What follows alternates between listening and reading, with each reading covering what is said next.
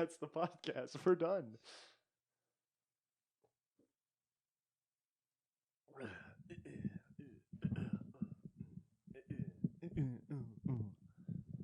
Hello. Very cool.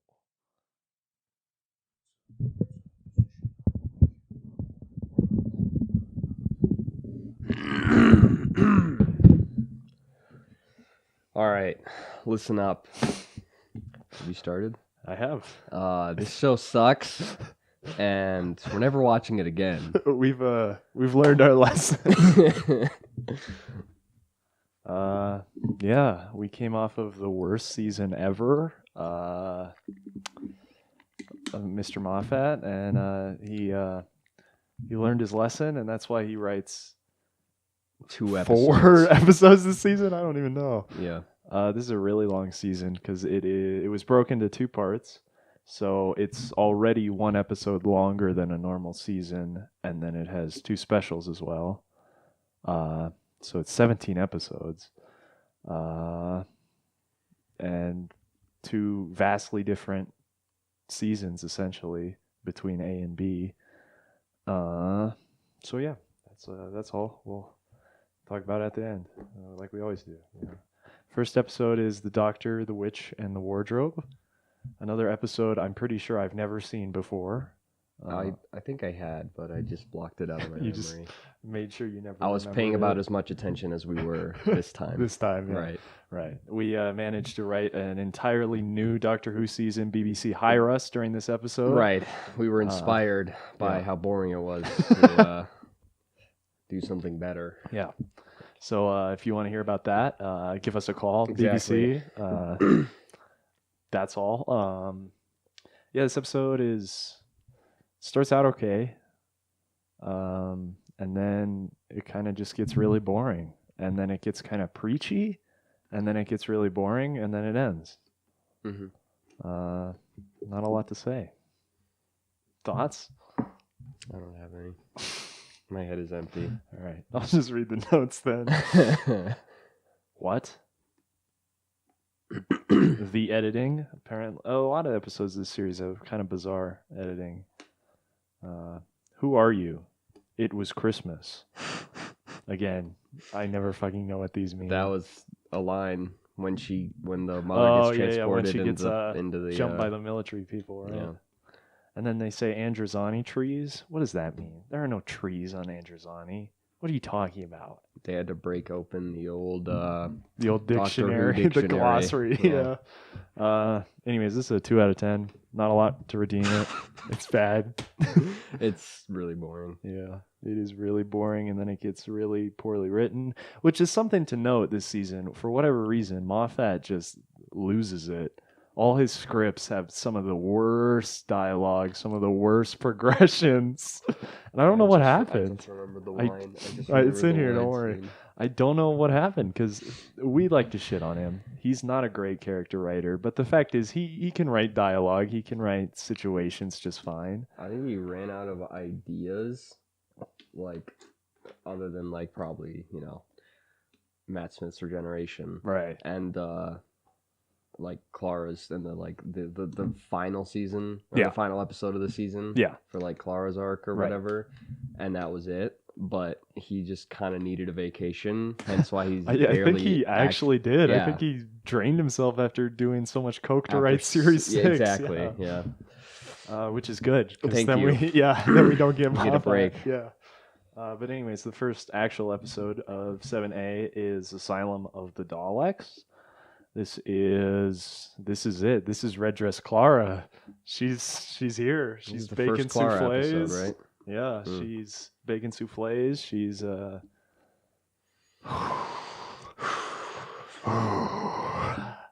Anyways, Amy and Rory in this are atrocious. Yeah, he literally has them divorcing for no fucking reason. Right. He tries to build some drama with she can't have kids now, and then it's just ignored for the rest of the season, and it's pointless because they're back to status quo next really episode. And that is kind of annoying. Yeah. We had mentioned we thought they were kind of fixed at the end of last season. Like, they were finally good. They were completely redeemed. And that's when you should have had them go. Whether it be like that or whether it be with the Angels like they had in the first half of the season.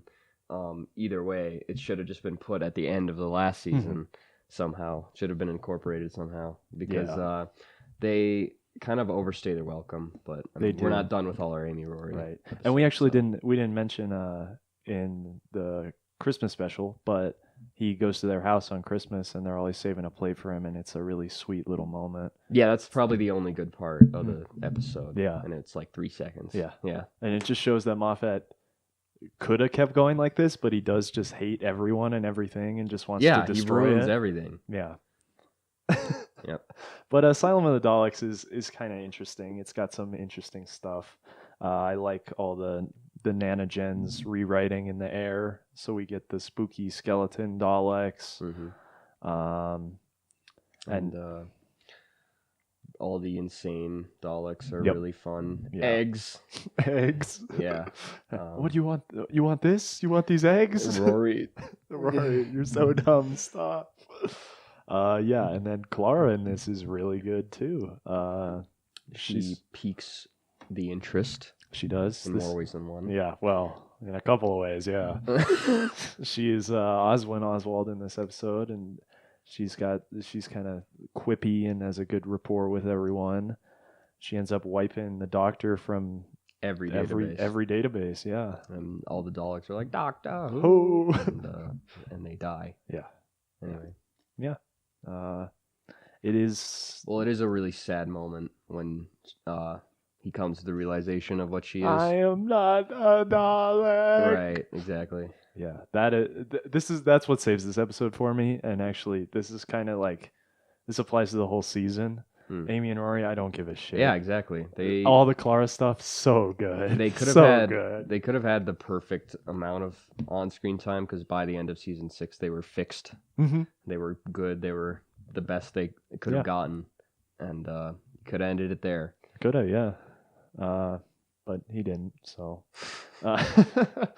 and there is good Dalek stuff in this too. I really like I don't know why they have a prime minister or a parliament. The Daleks would not have that. Right? That's so stupid. I know.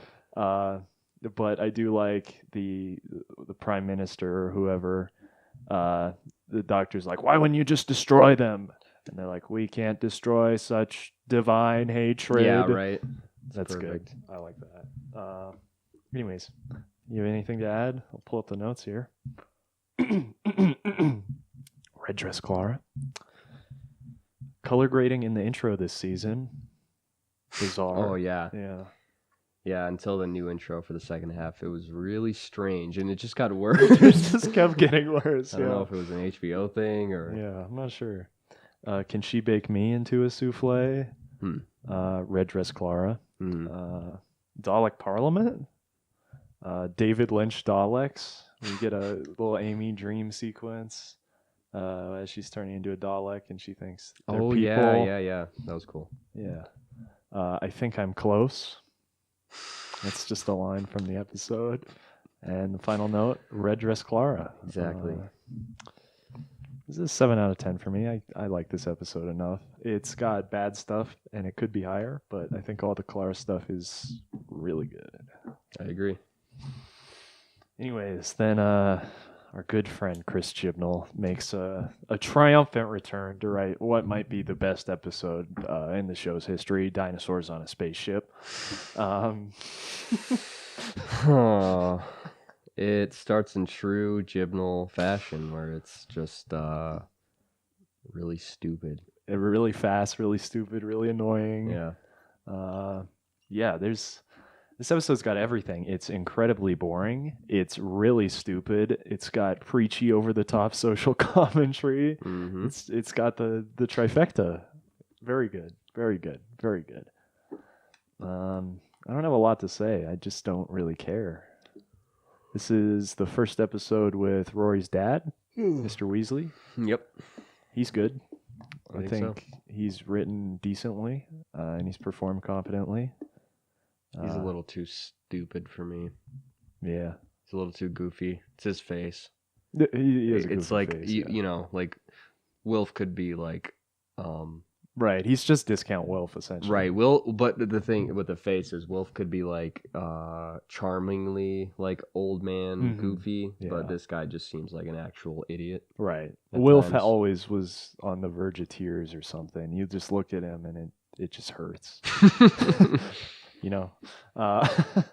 But yeah, there's a couple of throwaway characters introduced in this, and they're bad. That's all. There's nothing else. This first half of the season is rough, man. Yeah, I mean, they just didn't need these episodes with Amy and Rory. They really didn't, yeah. Immediately, Chris Chibnall, as you pointed out, that's the first note. Is this Bad Wolf Bay? It looked exactly like Bad Wolf Bay. Amy looks so good. Yeah, I wasn't seeing it. Okay. Only my balls? Best line. Doctor, this is an arc written by Stephen Moffat. Yeah. Monkey Doctor. He's a monkey. He's a monkey. I won't explain more. And then actually, Discount Wilf was in the notes. Right. Anyways, this is a 1 out of 10. There's nothing. Ooh. There is nothing. Yeah, there really is nothing, is there? Yeah. It's actually just really bad. It is. This is what we get to look forward to. Oh my god. You're giving me an existential crisis. Anyways, then we get a town called Mercy. I believe, let's see who wrote this. I'm thinking it's Toby Whitehouse. He kind of got a redemption arc. Yeah, right. It is. Okay. Yep. So this is... everyone gets a redemption arc except Moffat. Yeah, he just gets progressively worse.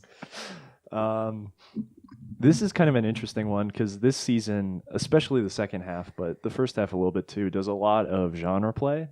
Mm-hmm. Where they are trying to do genre movies, essentially. Yeah. This is very clearly a Western, but it fits into the arc kind of well because it almost sets up the war doctor thing. I don't know if they thought of it yet. Probably not. But it fits well, yeah. Yeah, it does. There's actually, like, you know, a lot of deep ethical dilemmas going on. Mm-hmm. This mad scientist from war days that like conducted human experiments to create the perfect soldier is trying to redeem himself. The doctor gets real mad. He does, and it's like, and he's a hypocrite. Yeah, is he really any better? No, because that's probably why he gets so mad. At the time, we're thinking, you know, that the doctor like time locked Gallifrey, or right? Just like, I mean, that's still kind of what he did, but it isn't. Well, this isn't before the 50th special, right? So it's like you essentially forfeited all the, you know, Gallifreyan children's lives, right? So it's like, how are you any better, really? Mm-hmm. But yeah, it's good. I like that. I like the design of the big cybernetic warrior. Mm-hmm. He's really cool. Yeah, I like the idea of him going after his creator. It's a Frankenstein situation, right? Yeah. The town looks really good. Mm-hmm. The sets are great. All the characters are pretty well developed. Matt Smith is really good in this episode. Yeah. It's good. The cowboy hat is back. He wears it for most of the episode. Makes himself look better. Yeah. We hide his brow. Yeah. Hide his monkey past. This is just kind of a fun little episode. It's a little bizarre after Dinosaurs on a Spaceship, because after that they kind of say, Amy and Rory do, they're kind of like, oh, we're done, and then they're just here. So series wise it's a little let down. Yeah, because in the next episode, I forget what it's called, Power 3. Yeah, the cube, they just like throw in the Power 3 at the end. Anyways, they do. He really didn't need to do that. They do have an interesting dynamic going on in that one, where it's like them trying to balance their real lives and their doctor lives. But the space between Dinosaurs on a Spaceship and a town called Mercy are just like really sudden. Yeah, and it's fine. It doesn't really affect the episode. It's just kind of weird series wise. Yeah. Maybe they should have put this one before. Right. But yeah, I'll just read the notes here, I guess. Oh God, he's coming. Horse line, ouch. Oh, where the doctor can talk to horses now. Well, yeah. And yeah. He's too alien. They've given him dumb powers. That's what I say. I'm talking about Matt Smith. I'm gonna walk into the desert and self-destruct. So true. Anyways, this is a 7 out of 10 for me. I think it's pretty good, but it's got a couple of faults. It's not as clean as it could be. Right. It's a little rough around the edges. The only part I didn't really like was the horse line. Yeah. But and Amy and Rory were just all right. They're pretty good in this. I think Amy's pretty good in this. Yeah. She kind of talks him down. She goes, "Hey, you're no better than them." Sort of. But yeah, I really enjoy the mad scientist and the cybernetic warrior. He reminds me kind of like the tyrant enemies from Resident Evil, which I'm a fan of. So I liked him. But then he actually had like a moral compass. Yeah. He goes, "Jax, I've come to kill you. Booyah!" And then the episode ends. Right. Yeah. Exactly. Anyways, Chris Chibnall comes back. We even get a Chris Chibnall redemption arc. It's true. I think this is probably his best episode that we've seen. It's more so the character writing that really saves the episode, and that's actually what it's really about. Yeah. And I think this proves he can genuinely write pretty good characters, pretty good interactions. Yeah. We've just had Moffat for so long, we forgot what it's like. Yeah.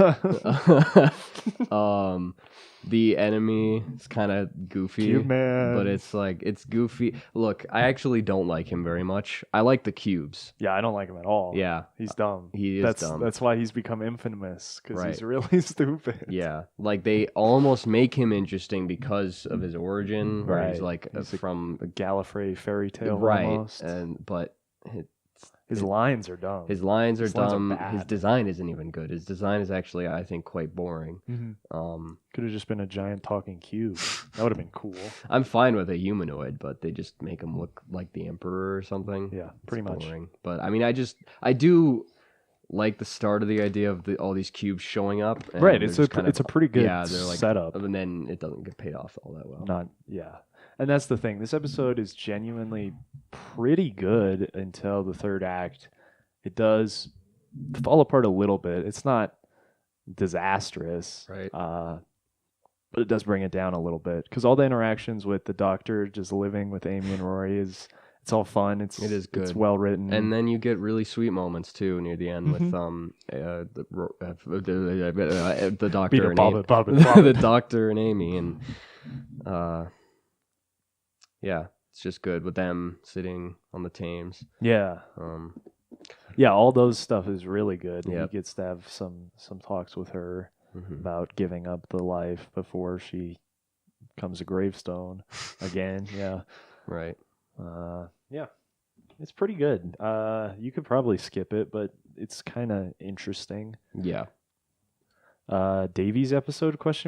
They use a lot of TVs in this, and I think we thought it was a Davies episode because they keep cutting to newscasters and stuff, and it's all character based. Oh yeah. There's just the whole like cutting around the world thing with all the cubes. It's like kind of very the Day of the Ghosts. What is it called? Yeah, something Army of Ghosts. Army of Ghosts. Yeah. Cube Man. Color grading in the intro has gotten even worse. I know. It's like they turned the sepia up or something, and they turned the exposure. Saturated it. Saturated it. They deep fried it. Yeah. They did. They honestly did. It was so weird. It's so weird. The music, they fixed the music. Yeah, the music is great. Yeah.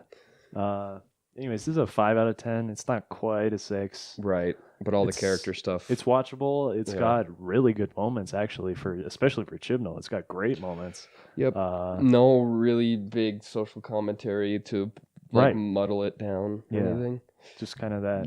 Actually, it's almost reverse social commentary, because usually I think Chibnall would be like, humanity bad. Right. This one, the Doctor's actually defends them. Yeah. Right. For once. Yep, for once.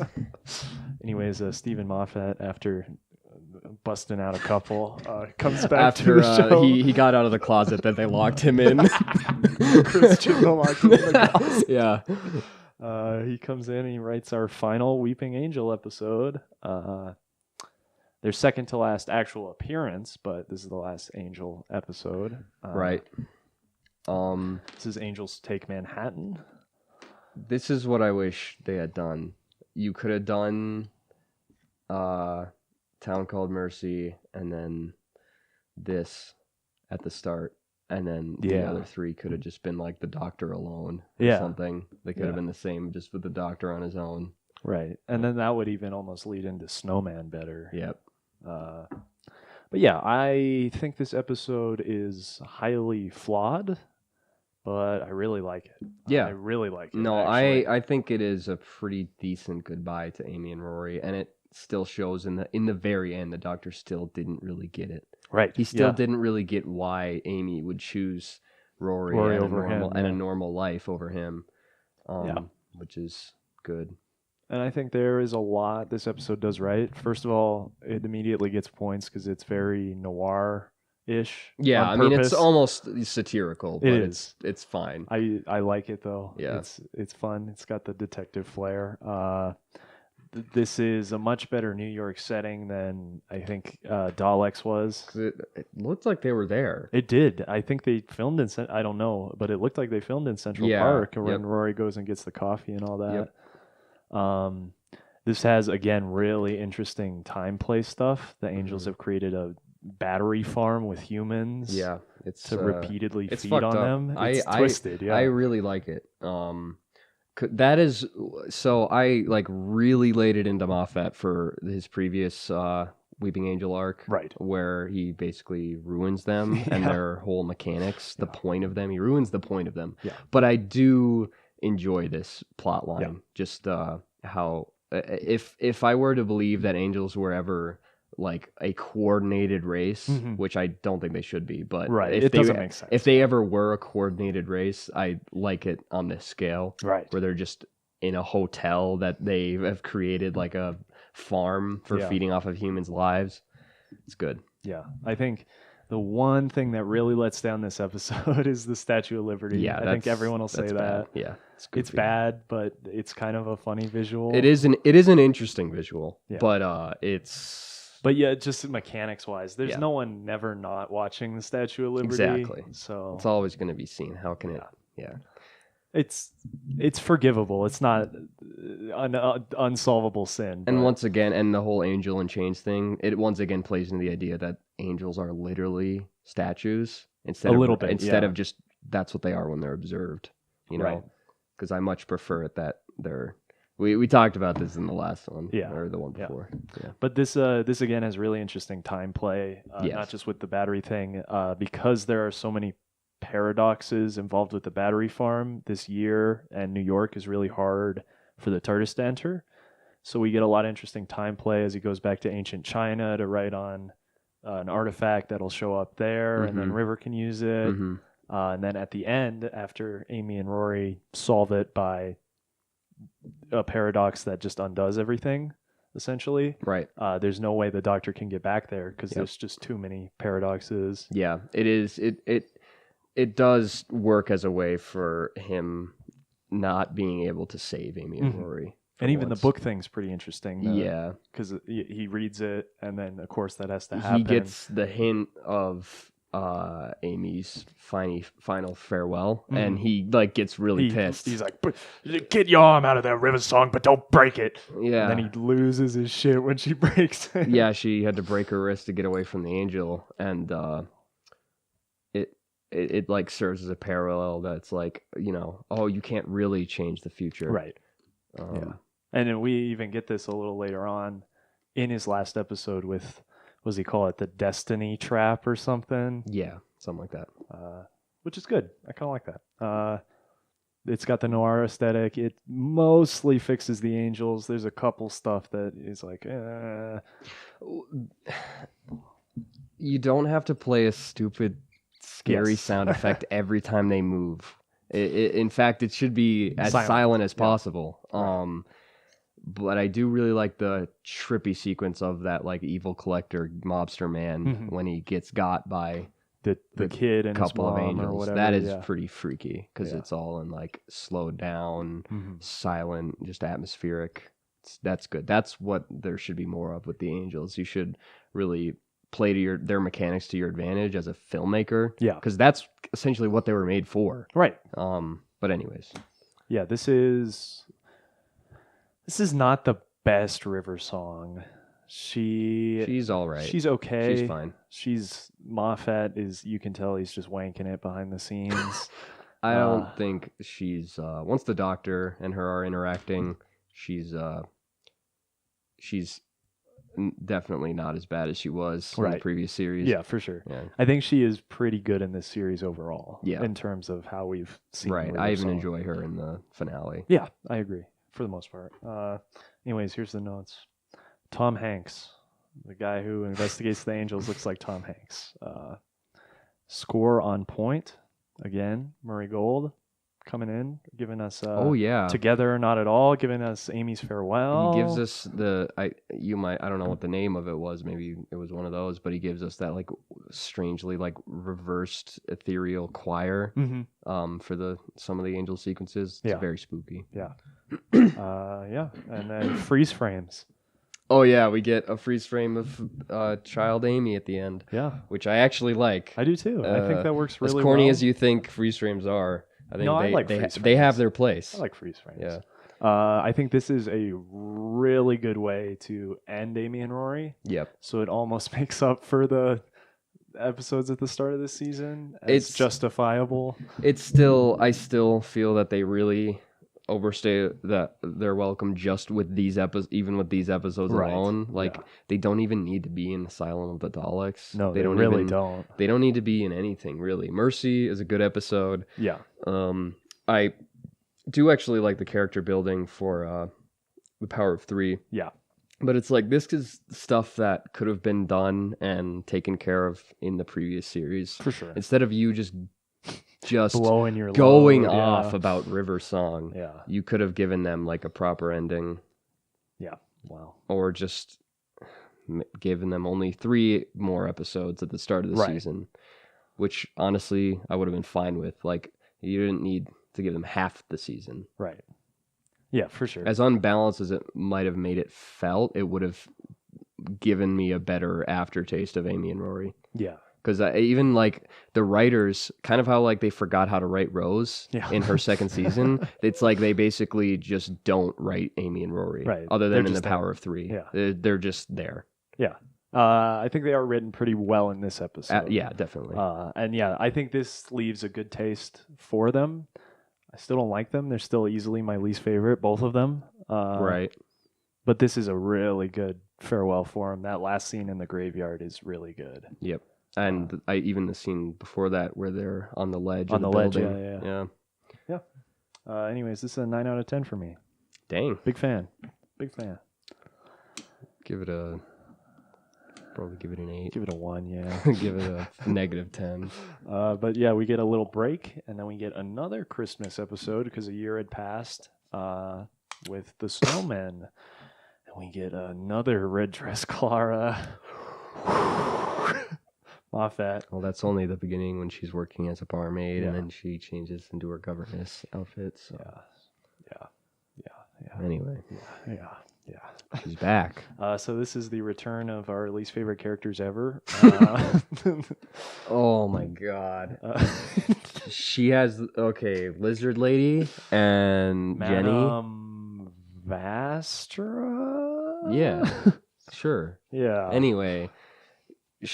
I just want to cover this first to get it out of the way. Yeah. She has an even worse line in this one than the previous where she's like, Jack the Ripper has claimed his last victim. It got worse. She's literally like, there were 2 red... Hold on. Okay. Clara just walks into the room and sits down, and then she looks at her and says... I'm drinking blood. I'm drinking blood right now. Hey, Clara, you know what's in this glass? I'm drinking blood right now. Just so you know, this is blood. Probably the worst line of dialogue I have ever seen in Doctor Who, and that's saying something. Yeah, and actually, yes. Because she's drinking a glass of red wine, and she's like, there are 2 red drinks I drink in this world. Red wine, and this is not red wine.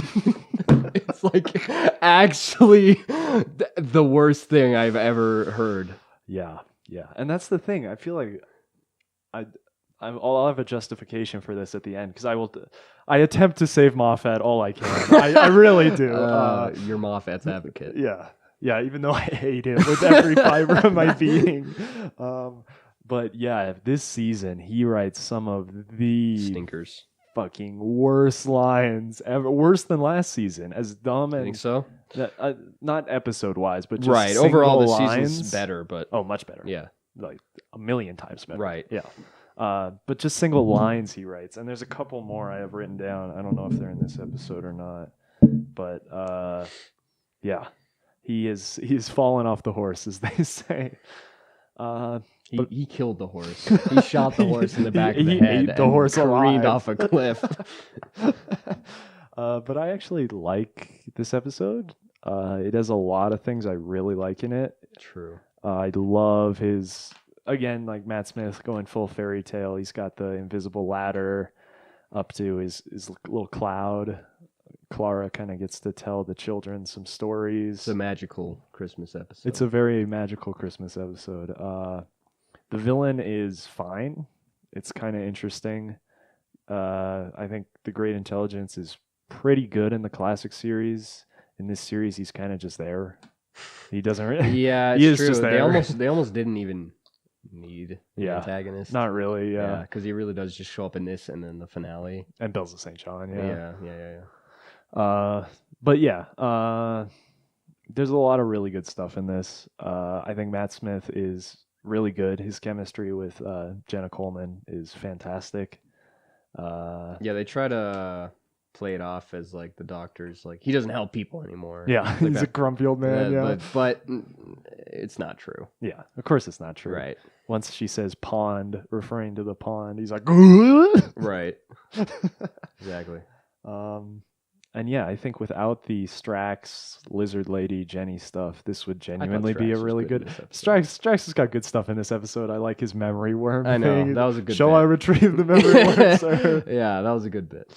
But yeah, they bring this episode down quite a bit for me. Because I really like Clara in this episode. Yep. Maybe even more than Asylum of the Daleks.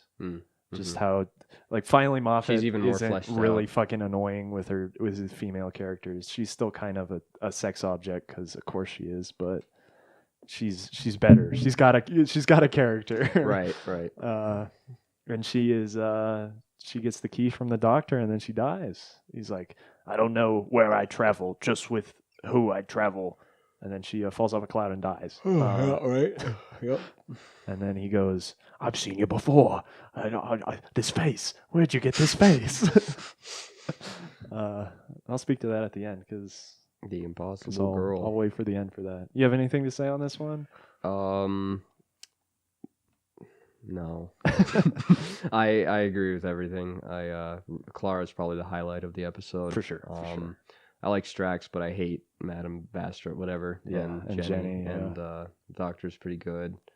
And I don't know, the manner with the family that she's looking after is like, It's all right, yeah. The child actors are okay. They're serviceable. Right. It serves to, flesh out Clara. Yeah. Right, exactly. Right. Anyways, Sherlock, fuck you, Moffat. Also, fuck you, Moffat. Picture them melted. Shot much? Because they have the invisible thing. They're ripping off the Douglas Adams again. Never mind. The Innocents? ? This is not red wine. Clara turning to the kids and going, your nightmares are real. Oh yeah, she's like, isn't that right, Doctor? It's the freaking ice monster. And then Doctor does a little puppet show there, and it's pretty funny. He's crazy. Pretty He's lost his mind. Yeah, that's the way to do it. This is a 6 out of 10 for me. It's serviceable. There are bad parts. I think overall it's pretty okay. And Clara's in it.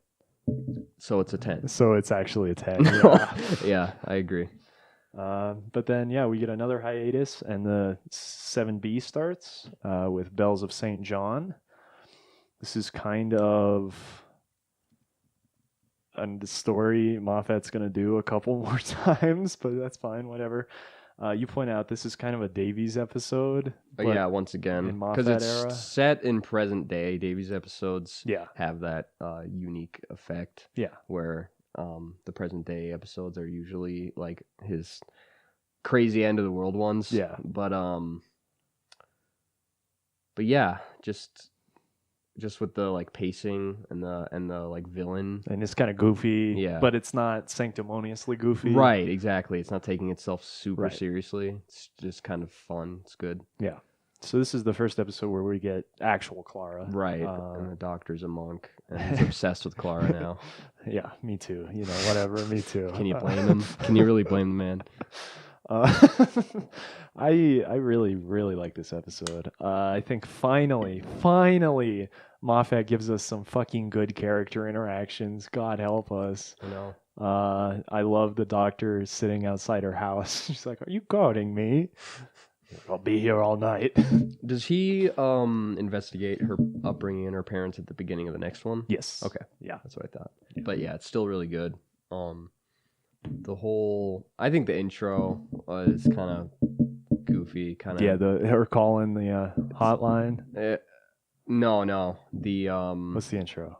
The Wi-Fi. Oh, the yeah. The how like I don't know where I am. Yeah, I think that's probably the weakest point. Yeah, but everything I agree. else, it's just up from there. Yeah, and it's an interesting episode because it's really just kind of like a action movie almost. You know, you got the doctor driving around on his bike. He lands the TARDIS in a crashing plane and saves it. That was really clever. I like that. Yeah, and I like how when he parks the TARDIS outside and starts and rides a motorcycle out of it and everything, everybody's just around clapping. They think he's just a magic show. Yeah, he holds out his fez and collects some money for breakfast. Yeah, and then I liked everybody in the cafe that they got breakfast at being possessed and scared of him afterwards because he's just leering over them. Yeah.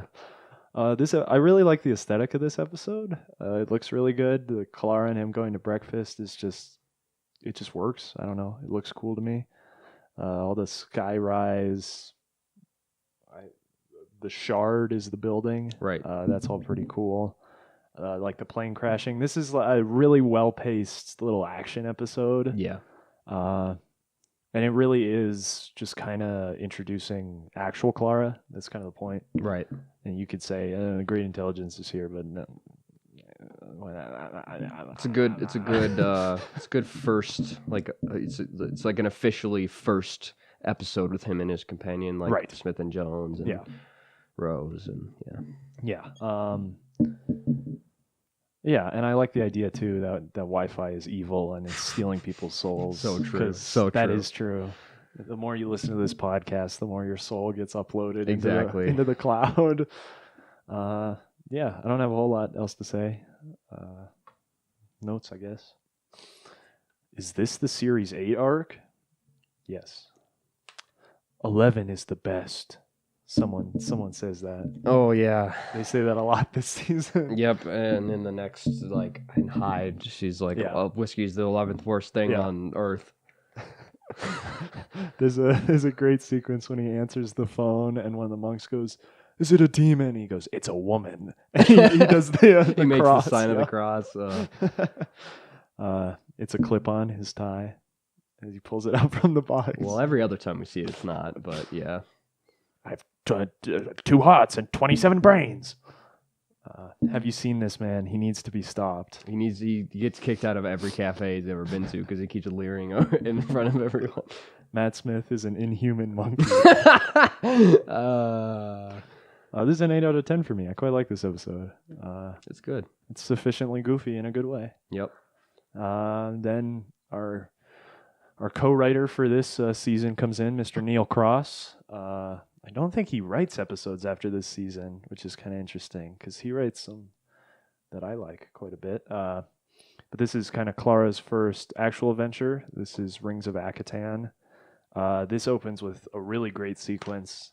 And this is what I appreciate about Neil Cross, because he wrote this in Hyde. He does some really good time travel stuff. Because this starts with the Doctor just creeping on Clara throughout her entire life.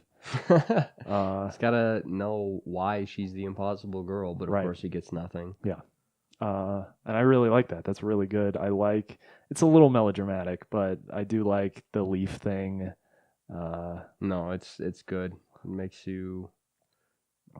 makes you care about her more. Right. Gives her weight and depth. Mm-hmm. Yeah, exactly. But then he shows up to take her somewhere awesome. Yep. And they go to the meteors surrounding Akhaten, and it's the festival of something. Get a bunch of fun alien races. Yeah, and that's what I really like about this. Practical. It's very well realized. Yeah. It feels very real-ish. And yeah, Clara finds a little girl pretty quickly. Oh yeah. Doctor leaves her immediately. Yeah. And a lot of people like to shit talk this episode quite a bit. A lot of people really hate this episode. Really? I feel like this would be one of those ones that they would like. Yeah, you'd think so. People hate the idea of sentimentality as currency. Why? I really like it. Yeah, I think it's really good. That makes sense almost. It's like it's interesting. It's an interesting concept. Yeah. People hate Akhaten, the planet. I think it's cool. You got a problem with by it. Akhaten, do you mean like the big star the god. that they're worshiping? Mm-hmm. I don't hate it as a character, as an idea, as a threat. Mm-hmm. I hate that they put a big goofy Halloween face on it. Right. It's because to me it's demeaning the audience, and albeit I understand demeaning the Doctor Who audience, yeah. but at the same time it's like that it's self-fulfilling. Like if you want more substantive people watching the show, don't put a big goofy Halloween face on it. Like you can just make it look like primordial sun soup. And it's like, I understand. I have enough of an imagination that this thing is sentient without having a face. Because we did that back in Chris Chibnall's first episode.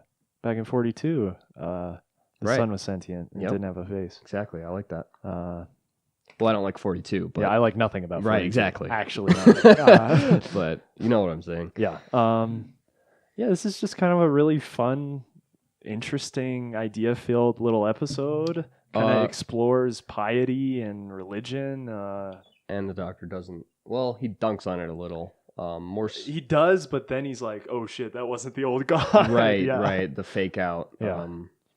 That mummy is freaky, but he's that good. vampire is good. But you thought I was gonna, because I really hate the sanctimony of the Moffat era. But you thought I was gonna hate his speech. I really didn't. I don't think it dragged all that much. I actually wanted to listen to what he had to say because the Doctor, does have a lot of experience for sure. This is definitely his most sanctimonious in my mind, though.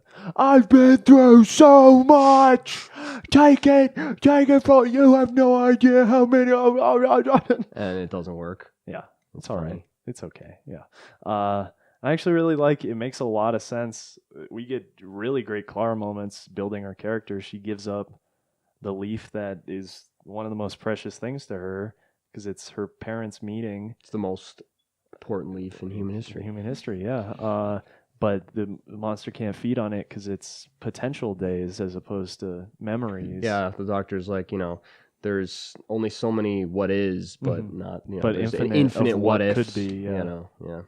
And then we get one of Murray Gold's best fucking tracks that will never leave my head. God help me. The long song. It's very good. It's not his best track, but it does get stuck in my head fucking forever. It's that chorus. Oh, yeah, it's really good. Yeah, this is just kind of a fun little episode. I'll read my notes. Right, here. Clara's getting all the best treatment. Yeah, because she's a better companion. Donna gets tortured every turn. Doctor's Pervin, here with my granddaughter. That's one of his lines. Apparently Susan came here with him. Very cool. It's like Pancake Tuesday. Okay, Matt Smith. Was that a line? That was, yeah. I don't even remember that. That's Karen Gillan. That little girl, that's Karen Gillan. Oh, yeah. The long song. And then a million squillion. He does say that.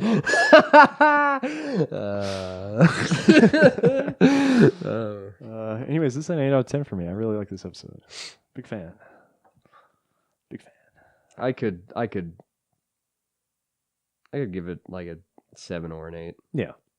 It's got problems, but it's very well realized in what it wants to do. I think I'd give it a 7 for the big stupid Halloween face. Not even Matt Smith's speech. And Clara's great in this, and she just people. I'll save this for the end. Whatever.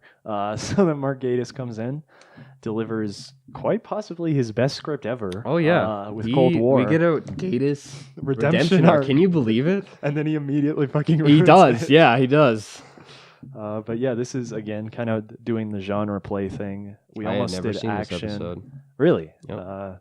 This one is kind of a Cold War movie, but it's also kind of alien. Yeah, it's my first exposure to the Ice Warriors, and they're pretty cool. I thought their armor was goofy at first, but seeing it fully realized and moving and being a big scary threat, the character Saldak, whatever his name was. Saldak, yep. Well, it added more. Just like, people's first impression of the Daleks, I'm sure, is always like, oh, it's stupid trash can. A trash can with a plunger. But I like both their designs. I like the Daleks, and I like the the Ice Warriors. Yeah, and I guess we'll mention this now. We apparently secretly brought back a Series 2 costume designer, because Clara in this series, good God. Good God. She's looking cute. Every episode. Every episode. The costumes are on point. Yeah. It probably helps that Jenna Coleman is just really beautiful, too. Yep. But, yeah. So, again, Cold War stuff. It's pretty by the numbers, I'd say, but not in a bad way. I don't have a lot to say. If you have anything, I'm just thinking about Clara now. I mean, this episode, I can't say it doesn't have commentary, but it doesn't have like the commentary you'd usually expect from Gatiss. And it's actually more multi-layered because the Russians are both portrayed as good and bad. Right. You get a sort of like. You get an interesting dilemma from Saldak. He's lost. He feels that he's lost everything, so he's just going on a rampage, and he's going to take Earth with him. Yeah. But Clara tries to tap through, and she's like, remember your daughter, because I mean these things aren't completely without morals or reason. Right. He was just desperate, and they sort of get through to him. I mean, mostly through the fact that he does get picked up in the end, but he still had the chance to just. Blow everyone up. Blow up Earth for no reason, just for the fun of it, but decides not to. Yeah. It's good. And again, even with Mark Gatiss rating the characters, I think Clara is great in this episode. She's characterized really well. She even gets a couple little mini speeches. Yeah, she gets to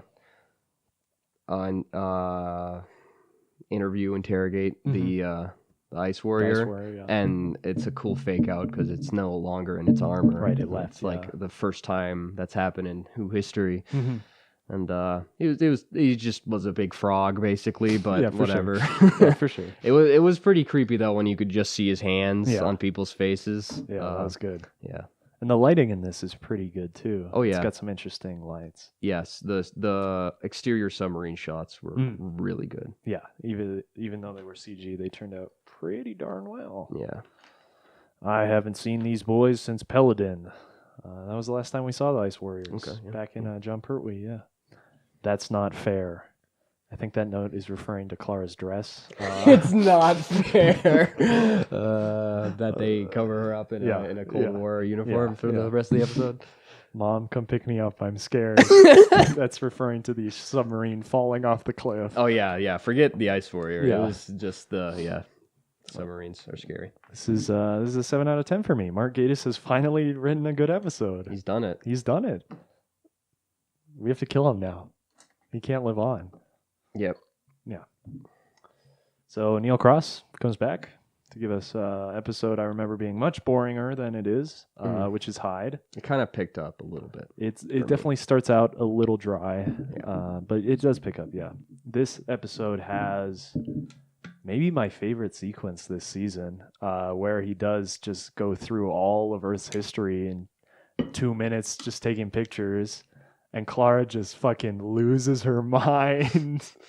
Well, it's definitely more introspective than that. It's more of just a sort of introspective, like thought-provoking moment. She's having a bit of a realization about who the Doctor about is, the time. universe, time, and then the Doctor subsequently, because that's who he is. He gets to do these things. He gets to go from there and then and now, and it's all the same to him. Yeah, and she has a great line there that fits in with the episode, I think, where she's back in 1970, I wasn't even born, and to you now, I've been dead for billions of years, and I'm the ghost.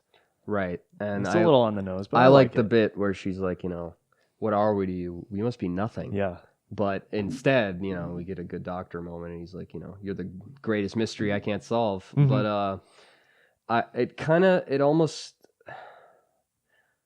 I lost my train of thought. Go ahead. Take it from me. I'll try to remember what just that sequence. I love that sequence. It's like the Akhaten opening sequence. Neil Cross just really knows how to play with time in an interesting way.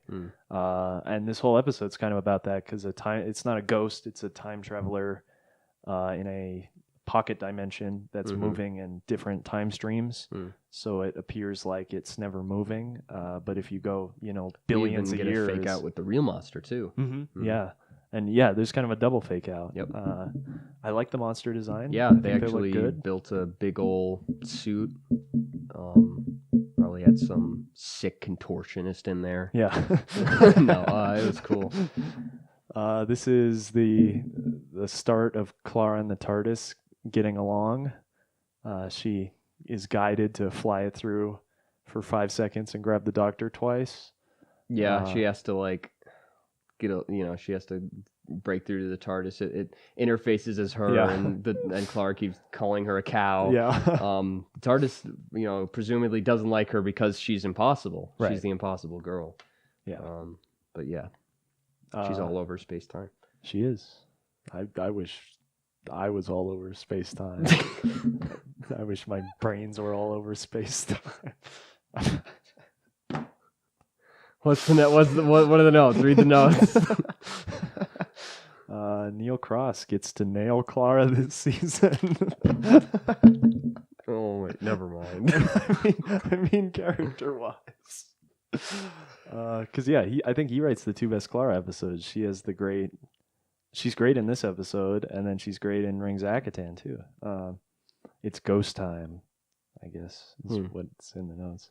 Time hopping, very cool.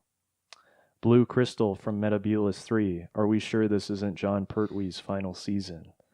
Matt Smith does say Metabolus, and that's why we have to kill him. We have to find him and kill him. And I said that it's not unreasonable to assume that different doctors pronounce things differently. They have different personalities, different tastes. And then I killed you. Yeah, right, exactly. I'm dead. I'm sorry, sir, but I think I'm dead. I think I've been dead this whole time we recorded this podcast. I think I've been murdered. This is just a data echo. But this is a 7 out of 10 for me. I thought it was going to be way lower. I thought it was going to be super boring, but it does pick up. It's got a lot of interesting little ideas. It does drag a little bit in parts, but it's pretty fun. 6. Yeah, fair. Take it or leave it. And then Stephen Thompson, his first episode. No, he wrote one other. Oh, God, I'm going to have to look it up now. Because I don't remember that name.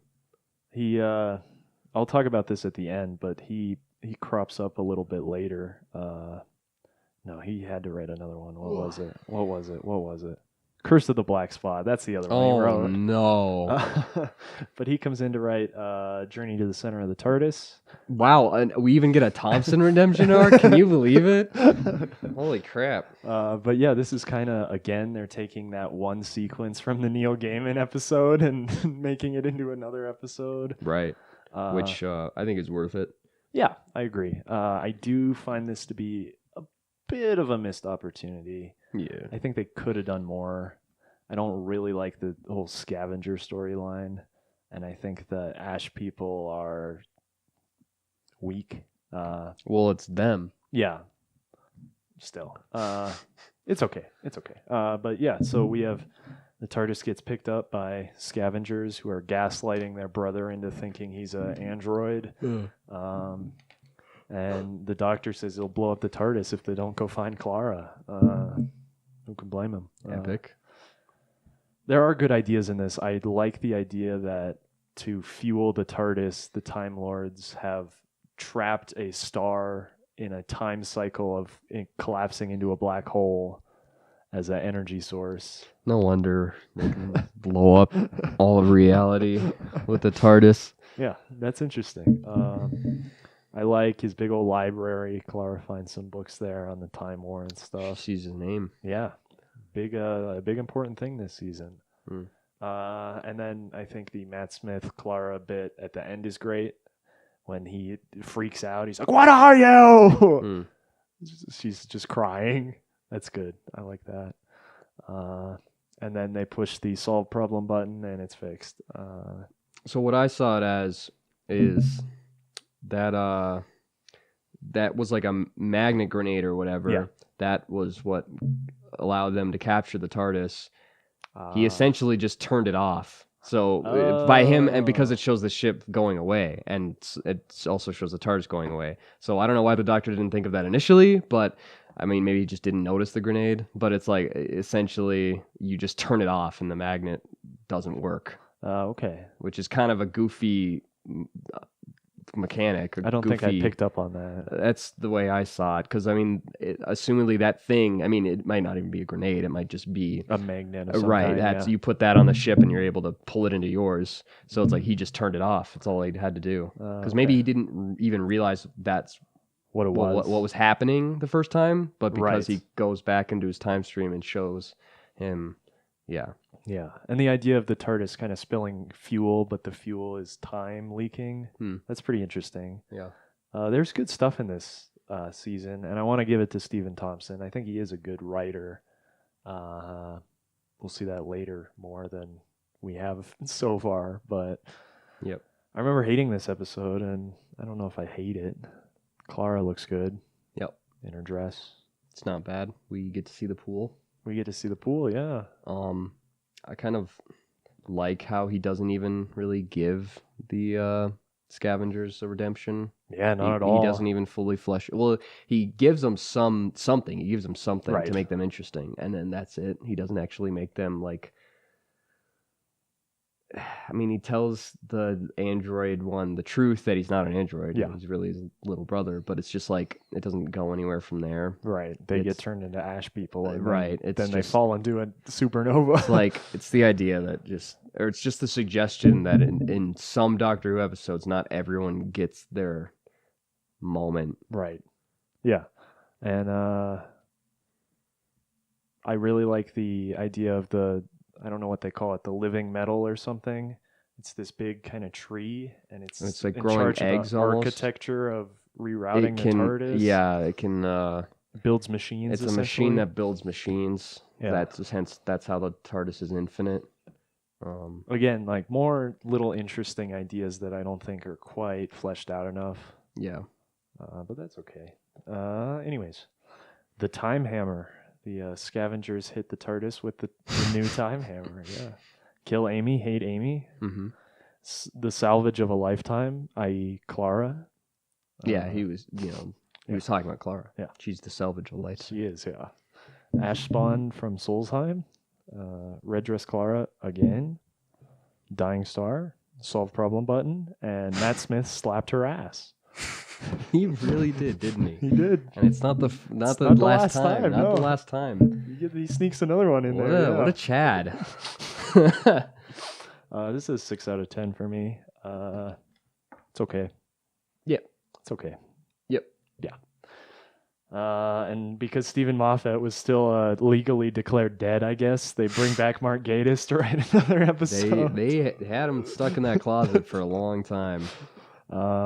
Yeah, and Mark Gatiss' redemption arc is immediately undone, ruined, as he writes quite possibly his worst episode yet. This is a Dr. Light episode following our least favorite characters. It's like half a Dr. Light episode. Yeah. And yeah, nothing happens. The villain is dumb. The blind girl is raping the doctor. No, don't say that. That's it. Yeah. Sure. That's all. Yeah. Yep. Yep. The old timey film thing is I kind of like.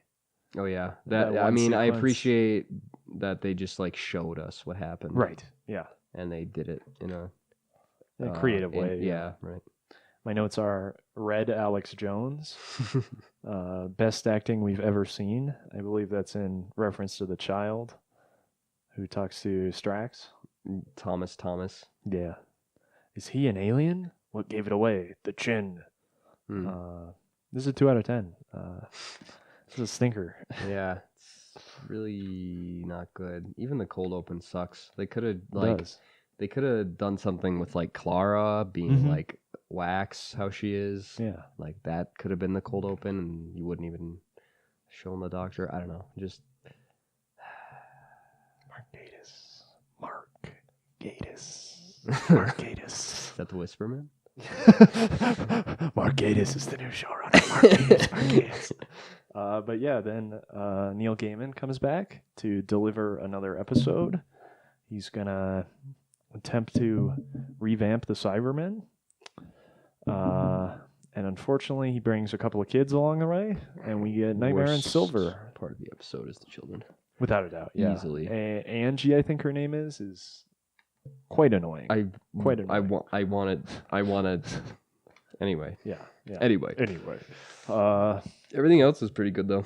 I don't hate the idea. I kind of like the idea of the governess, Clara, forcing the doctor to bring kids out on a little trip. Never mind. I was going to say Cybermen in an abandoned theme park planet, but I hate children in my Doctor Who episode. Same. I don't hate children. I like the idea. I don't hate children like you do, but I don't want children in my Doctor Who episode.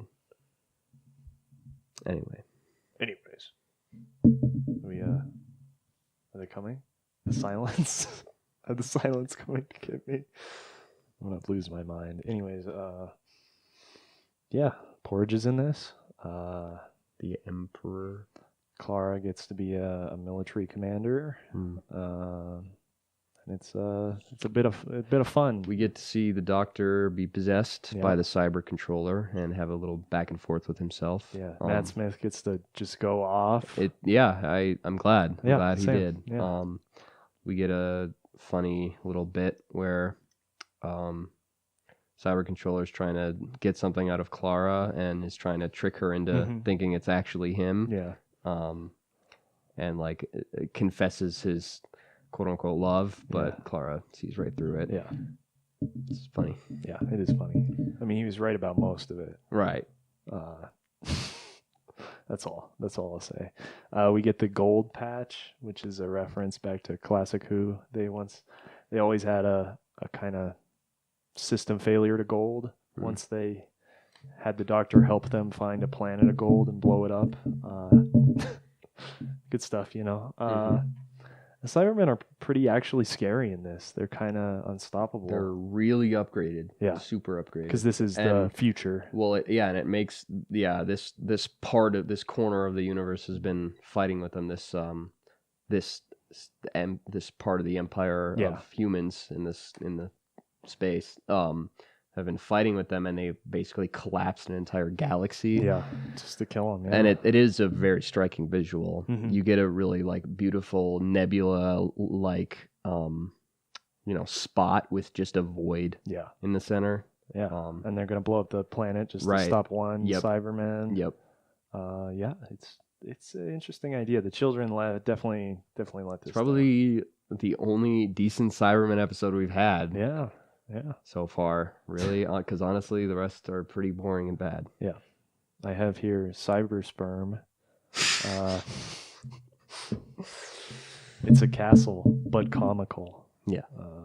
And the Doctor just wanted to play chess. Right. That's why he did all this. Yeah, he doesn't care. Yeah. Anyways, this is an 8 out of 10 for me. You fuckers. I do like this more than Doctor's Wife. Fuck you. You're wrong about Neil Gaiman episodes. Dang. Yeah. Wow. The kids ruin it a lot. Yeah, I like Doctor's Wife better, but yeah, you would. Yeah. You fanboy. You sick fuck. it is better. It doesn't have those kids. Yeah, but this is good. This is good. I like Don't this. even. It's good. I like it. Doesn't have the kill Amy. That's true. Have it doesn't have the kill Amy. Moment. It doesn't have Amy. Nephew. That's why it's better. It doesn't have nephew. It doesn't have. Well, yeah, but it doesn't balance it out for me. And then we get the series finale and kind of the first in a little trilogy to end Matt Smith's run. Name of the Doctor. Yeah, this is another one-part series finale. 2 in a row now. They're doing it better. Yeah. It's honestly better that way. It is, yeah. For these seasons, yeah. Previous series was just an absolute horror show, but I didn't hate the finale, and I'm glad that it probably has a lot to do with the fact that it was only one part. Right, yeah. And this one was even better. It was solid. Yeah, this one definitely should be one part, though. Oh, yeah, definitely. Not a lot happens, surprisingly. Yeah. We just get a lot of fun ideas and visuals. Yeah, for sure. And this is actually Moffat almost redeems himself on his terrible character writing. He writes everyone pretty good in this episode, I think. Yeah, they're not bad. I even enjoyed the little farewell to River. Yeah, I enjoyed that bit. That is probably one of the best River moments we've had, I think. Madame Vastra or whatever wasn't like insufferable. Yeah, still pretty annoying, but Strax was actually pretty good in this episode. Yeah, he's just doing his classic Strax thing, right. Hanging out in Glasgow. The conference call thing is interesting, and I kind of like it. You could always see the future in dreams. Yeah, I wrote that down. I'm like, that I like that. Yeah. You know, that's good. Yeah. Yeah, you can time travel in dreams. Yeah. The big tortoise is an interesting thing. Like, of course, that would be his grave. Yep. And I actually quite like the Impossible Girl resolution. Yeah. Because instead of Clara being the most important person in the universe, she actually isn't. She's just somebody who decided to do something good. Yeah. Yep. And I love their little edits of Classic Who in this episode as both Richard E. Grant and Clara go back. It's kind of really when because they sort of keep it up in the following 50th special. Yeah, they do. Yep. They do. And this whole thing is not a lot happens, but it works pretty well. River's pretty good in this throughout. Mm-hmm. The Whispermen are a cool design. They don't really do anything, but that's fine, whatever. Yeah. They're just going, Stephen Whisper. Moffat's the best writer. Stephen Moffat should always be the showrunner. Not a whole lot to say. We get the War Doctor introduced at the end of this one. Yeah, I like the final explanation for why Clara's the way she is. Mm-hmm. I like, it is the Doctor's grave. It's just an open wound. It's his time, all his. It's all it's every. His time it's stream, him. Yeah. It's all of him. It's everything he's done. Everything he's done. Yeah. It's interesting. It's good. It kind of feels like a standalone episode rather than a finale, but that's fine. That's fine. Because Time of the Doctor is more the finale. I was actually about to say, I'm like, why would you make something so vulnerable as your grave? But the door can only be opened with your name, right? Which is please. With his name, with his name, which isn't really known to anyone really, other than River, who's the one to open it. That dumb bitch. No. Yeah. Anyway. Yeah. Of course, River ruins everything. What's the surprise? Yeah. We get This Is Gallifrey at the start of this because we see Gallifrey and it plays that song. Love that song. Really like the dream time travel line. Sorry, Mum. I think I've been murdered. For the second time, right? They do that again because the first time was in Asylum of the Daleks. Yeah. Because the black guy from the Alaska spaceship is like, I forgot. I forgot. I'm dead. Yeah. And then he turns into a Dalek. Yeah. Doctor, please. Time travel is damage. That's a good line. I know. It's an interesting idea because it's like, maybe doing that isn't healthy. Right. Yeah. For reality. Yeah. We got to see the man, Mr. Number 9, Mr. Fantastic. I miss him. We got to see him run by. I miss him. And I'm going to John Hurt myself.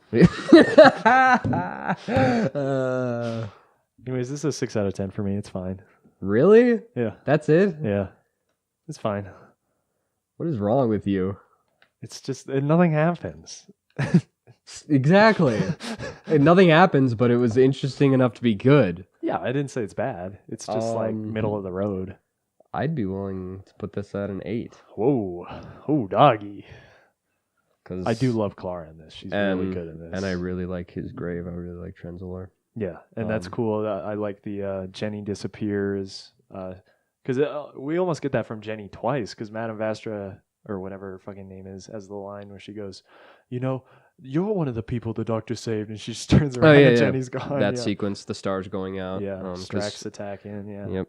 And Clara's great in this. She is just devastated. That's what she says. And then jumps into the time stream. Yeah. I like Matt Smith. I can finally enjoy Matt Smith riding around on the ground screaming. He's like, no, please. Doctor, please. Doctor, please. And Clara's like, see ya. Jumps into his time stream. Yeah. It's a little like strange that he'd be able to just go into his own time stream and save her. But I mean, at the same time, it's like I can't really think of any reason why not. Right, because he didn't actually meet himself. He went into like where she was being held, like the heart of it. I don't know, something like that. Yeah, it's an interesting idea. Because I would assume if you jumped into your own time stream, it would just like blow up the universe. Yeah, exactly. Yeah, this episode's But if you don't stay long enough, I guess you're okay. Yeah. If you just come and grab Clara and leave. But everything else, I don't really have any issues. I really like the visuals, so. Yeah, the visuals are great. The score is really good, as always.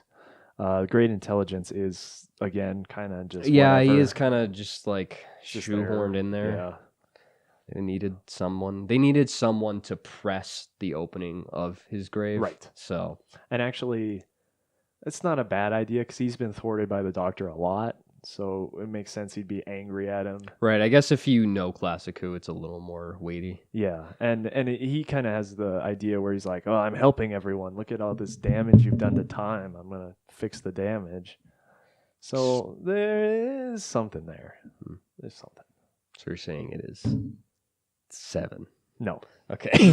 No, I'm not. But it's okay. It's worth a watch. It's definitely not a skip. What did you give? I don't know the last one, the last finale. What is it even called? Wedding or River Song? Oh yeah, 3. Dang. Yeah. Oh my god. Yeah. Anyways, we get 2 specials now to close out the season. The first is the 50th special. Now I can come in and tell you why Moffat was gone the whole season, because he was writing this, and actually. I think this turned out really well when you know the backstory, in that when he was writing it at the start of this season, he didn't know if he could even get Matt Smith to come because his contract was up after Name of the Doctor. No one else would return his calls. So he's like, I don't even have a doctor for the fucking 50th special. Oh my God. I'll just bring in Tom Baker. Just bring in old Tom Baker to go, curry sauce all over your You know what?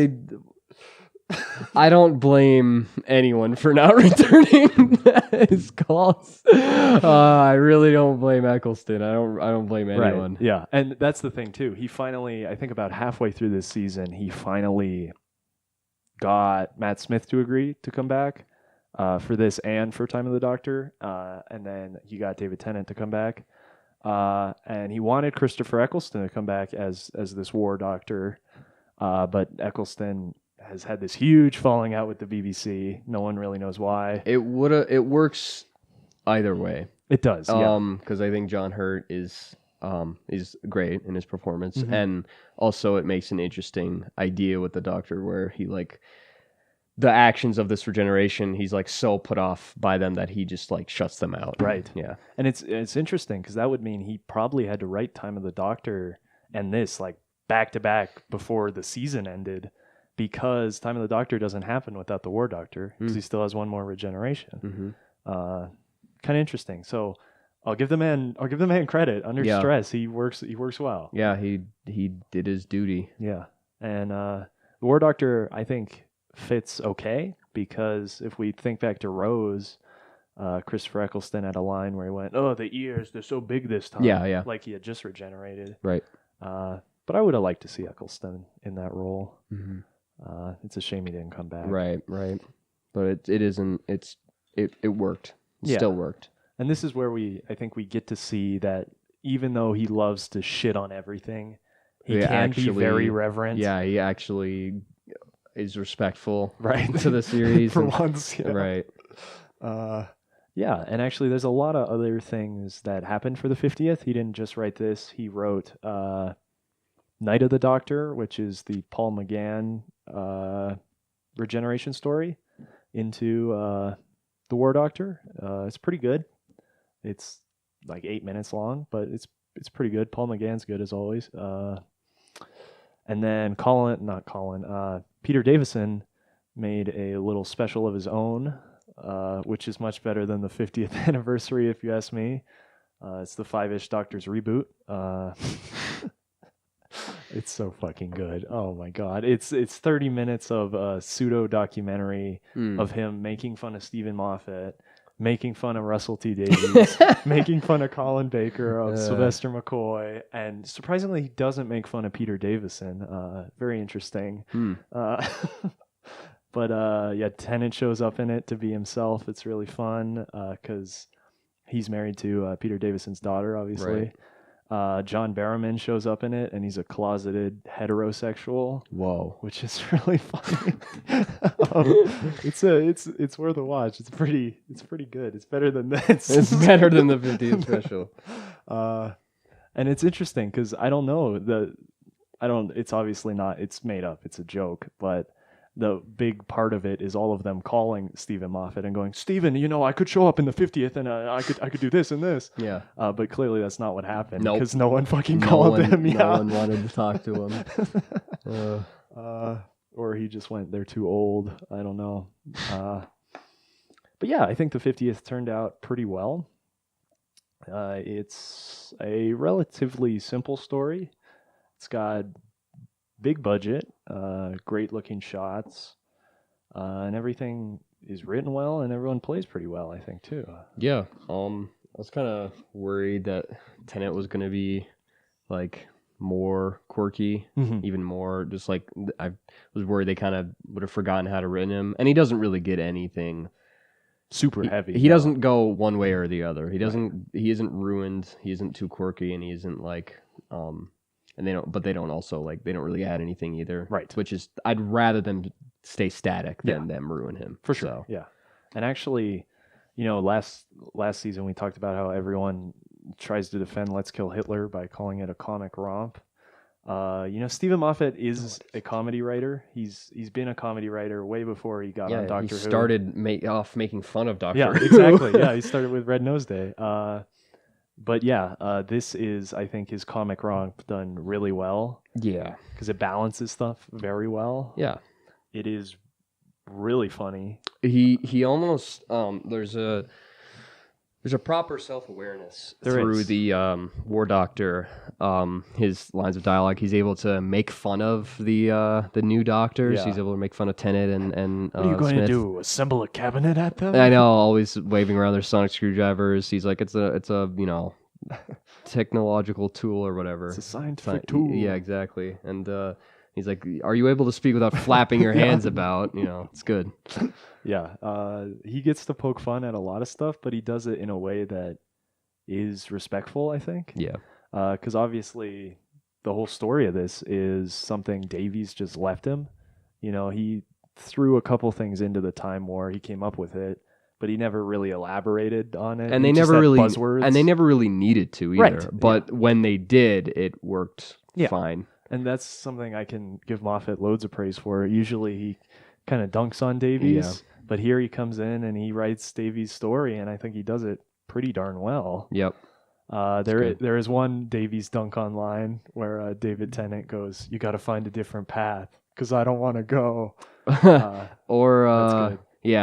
him. Or there's kind of a reverse where he's dunking on himself. Smith says wibbly wobbly or timey wimey, and David Tennant's like, I have no idea where he gets this exactly. It's really good. This is again Stephen Moffat, 2 episodes in a row writes Clara really well. She has great little moments with the War Doctor. Yep. That are really heartfelt and feel genuine, not annoying. She's like, I can see in your eyes that you haven't done it yet. Yeah. Um. Billy Piper's in this Yeah. as the moment. Right. She's a lot of fun. Yeah. I love her marching around. No more. I know. She's even again. That's like it's easing the sanctimony. Yeah. Makes it a little less full of itself. Mm-hmm. And I think it's earned being a little full of itself because it's a 50th anniversary. Right. But Doctor Who, I think its strength is not taking itself too seriously because it is at its heart a really, really stupid goofy sci-fi show for nerds. Yeah. So you can't. You have to have a balance. Yeah, you do. The Return of the Zygons. Yeah, this is the first time we see them since Terror of the Zygons, the Tom Baker story. Yeah, they haven't been around since Classic Who. Yeah. And they show up again in 2 seasons with the Zygon invasion, which is a little bit of a redo of kind of the end of this episode, but I kind of like it. And this is where we get the Zygon peace treaty because no one knows if they're human or Zygon because of the Black Vault memory wipes. But yeah, most of this episode is just about John Hurt deciding on what to do based on seeing his future selves, essentially. Mm-hmm. Yep. The purpose the Zygons basically serve is because they came up with the whole. Well, they're using Time Lord technology, but they're using Time Lord technology to like with paintings. Mm-hmm. They're able to like time lock a moment. Yeah. And that's basically a Time Lord painting. Right. And they're able to do that at a global scale with all of Gallifrey. Yes. And they, as a big homage, a big hurrah, they use all of the previous regenerations. Even Capaldi gets a cameo. Yeah. His angry eyebrows. Yep, I like it. Even, and with all the TARDISes, they're able to time lock Gallifrey, but it's like in a more, I don't know, I guess humane way you could say. I guess it's in a more... right, because there's a possibility it could be saved. It could come back. Yeah, because with the moment, would that do the same thing, or would it literally blow everything up? The moment destroys all life. Oh, damn. Okay. Yeah. So... All right, and then... So that's where I get confused because it's like, I know as a convenient writing device, they like all the previous doctors forget. Right. Because you have to. Right. Yeah. It's fine. Whatever. Yeah. But it's like when they're talking about it, it's as if they remember they did blow it all up, or that it's lost, or that it's locked. They remember that they blew it up because they don't. But then they also saving it. But then because of End of Time, it's like almost used interchangeably. That he also says that, and I'm just thinking. Well, no, I believe in Davies' era. I think End of Time takes place in the Time War before this happens, because the Time War itself is time locked. I think is how Davies said it. I don't think these are the same thing.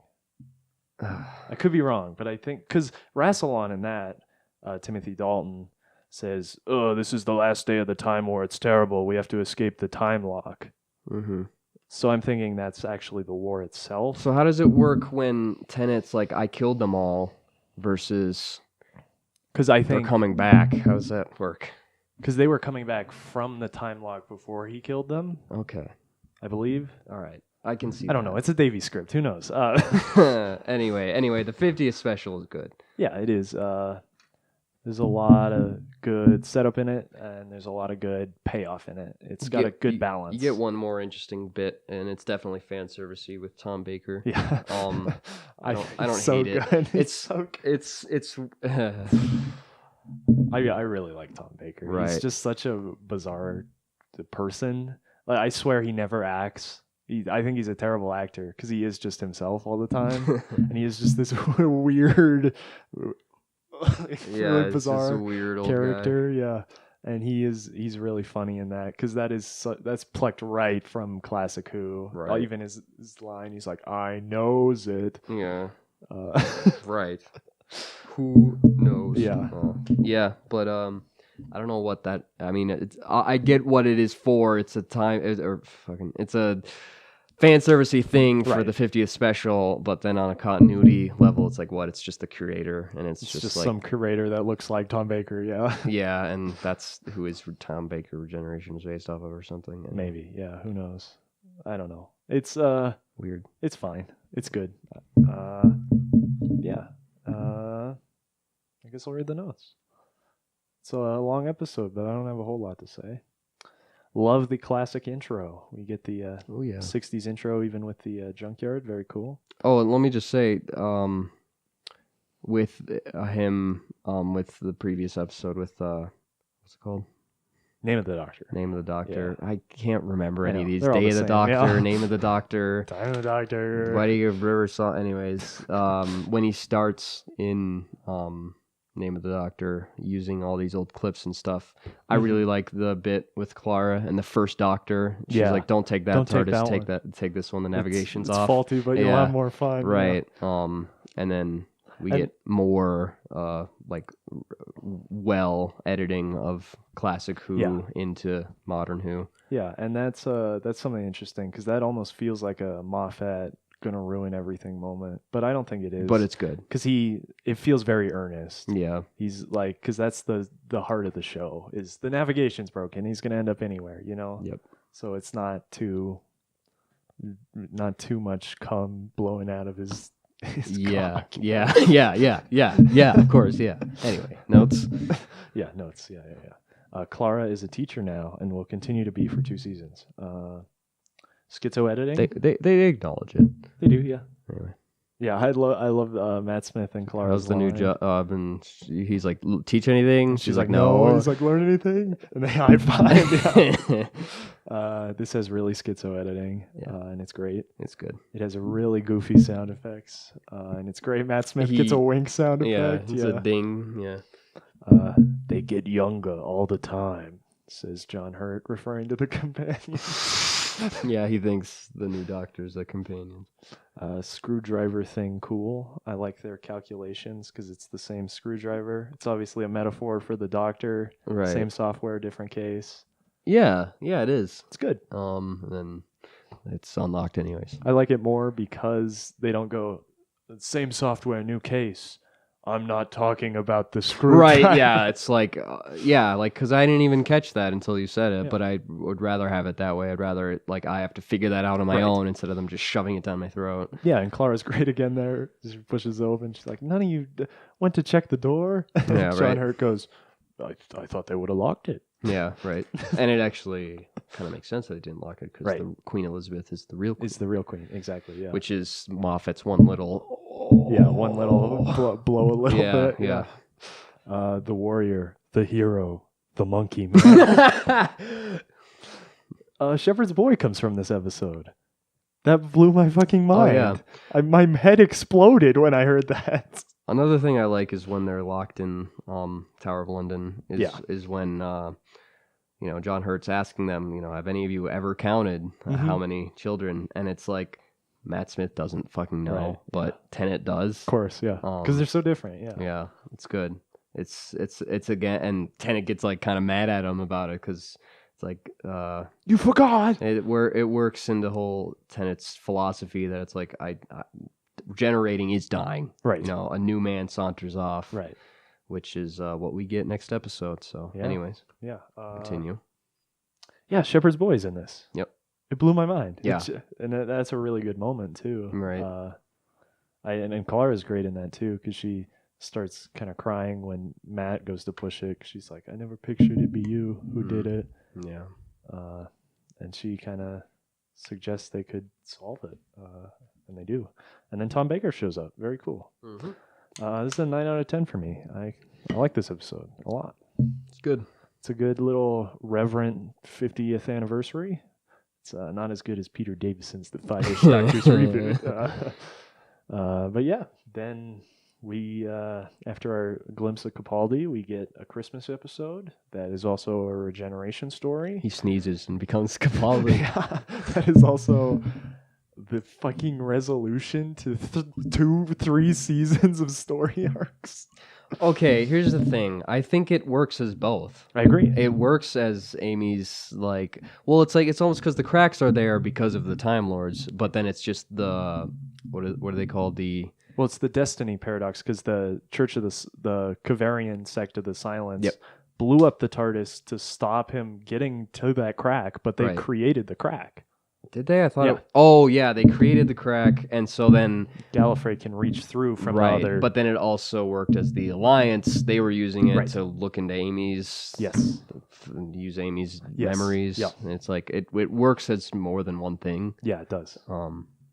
Anyway. Yeah, it's good. So this episode is super fast paced. Because there's a lot that happens. But then it slows down. It does. Yeah. So it works.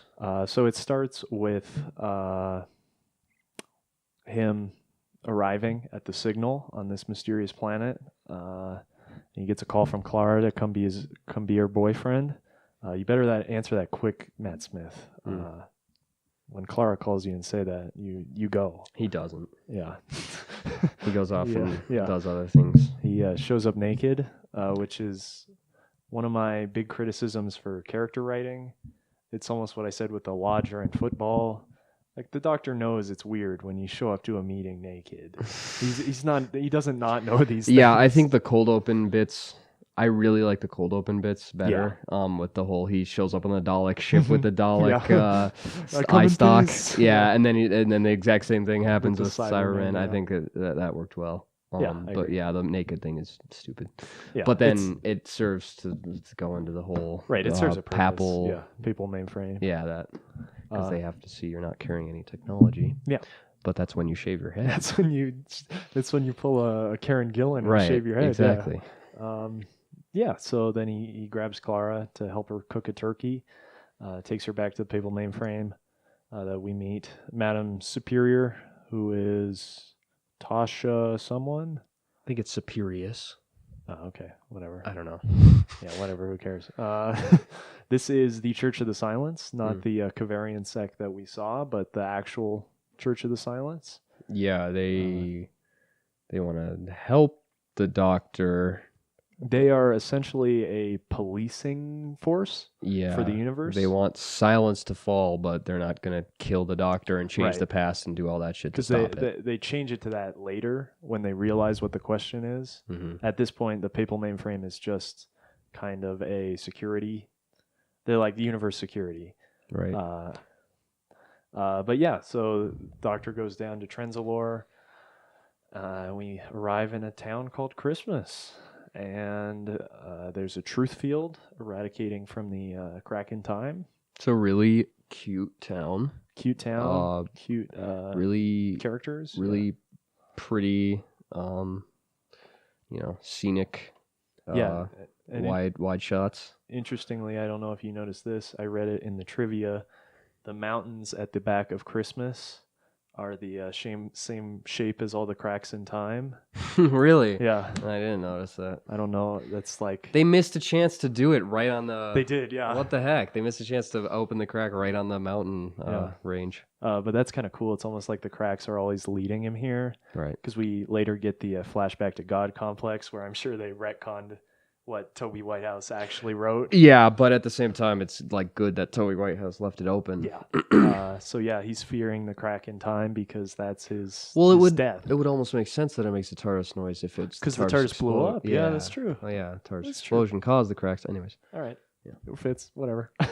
Yeah, and then the Doctor decides that he's got to stay and protect this little town because the Alliance is going to break. And either the Time Lords are going to come back and hell's going to break loose. Yeah, or... he has to say their name as a sort of signal to let them through. Yes. That it's safe, essentially. Right. And nobody wants that to happen. Right. Because it'll mean the Time War will just resume. Right. And if he doesn't do it, that means the Daleks and everyone is just going to destroy Trenzalore. Right. So it's a bit of a little ethical dilemma there. Well, it's just a stalemate. Right. I mean, the Doctor could leave, but that's not what he does. Right, because he knows he dies here in a Davies fashion. Right.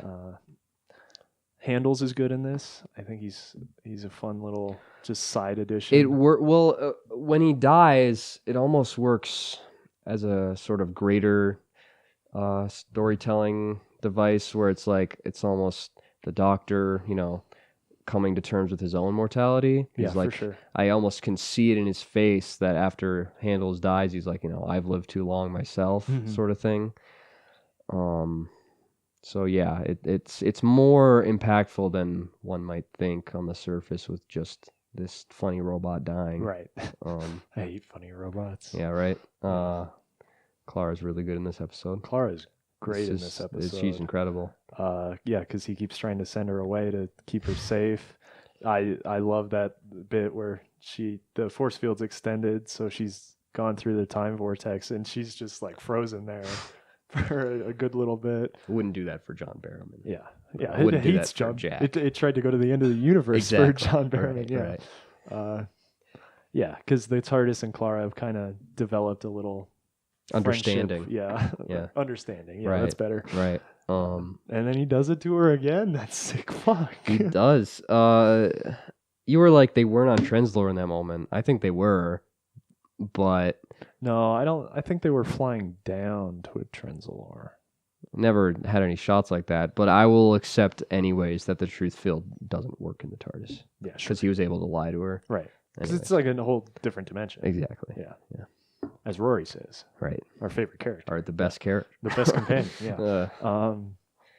Yeah. This episode's kind of brutal at times, then other times it's really sweet and heartwarming. Well, by the end of it, it's like he no longer has the strength or the power to defend Christmas or Trenzlore, because the papal mainframe, their forces have been reduced, and it's just like they've been replaced by Daleks. The Daleks are just destroying everything, and the Doctor has nothing. Yeah, and he just kind of gives up. And once again, Clara's coming in saving his ass. Yeah, she convinces the Time Lords to give him more time energy. Yep. And it is kind of weird that the Daleks, well, I mean, it's almost like less is more, because they it just kind of solves right after he regenerates. Like, the Daleks just stop coming. I understand that he blew up that ship with his regeneration, which is cool, but there's not more. You could say the signal stopped sending because they got an answer. True, and it stopped. So they wouldn't come anymore. The crack closed. Yeah. Okay. Yeah. Again. Yeah. Less is more. I wouldn't want them to like overdo it. Yeah. And then it gets a little rocky, but I think his actual regeneration is quite good. Yeah, they already had the big momentous moment with him on the clock tower, so it's kind of better that they do it in a snap. Yeah, I agree. And I think his speech there is, again, gets a little too meta. For sure. Yeah, the whole "we are all of us," just. But Matt Smith does really good in that moment. I didn't like it. Yeah, I like his regeneration. I like Matt Smith. I think this is a great last episode for him. For sure. But, he goes out with a bang. But I do hate that line of dialogue, honestly. Which one? The one where he's like, "We are all of us," just, always changing, and as long as you remember who you were. And then he's like, "How do you fly this thing?" Yeah. I don't hate it, but it gets a little meta, for sure. Yeah. I think Amy showing up is not needed. I thought just him seeing her as the little girl was good enough. Yeah, I agree. I think just that little bit would have been good. Then we wouldn't have to have Karen Gillan in a wig. Right, exactly. Yeah. I like Clara begging him to please don't change. Right. Yeah. And then he strangles her. Yeah. As he Peter Capaldi. He turns into Colin Baker and he strangles her. Right.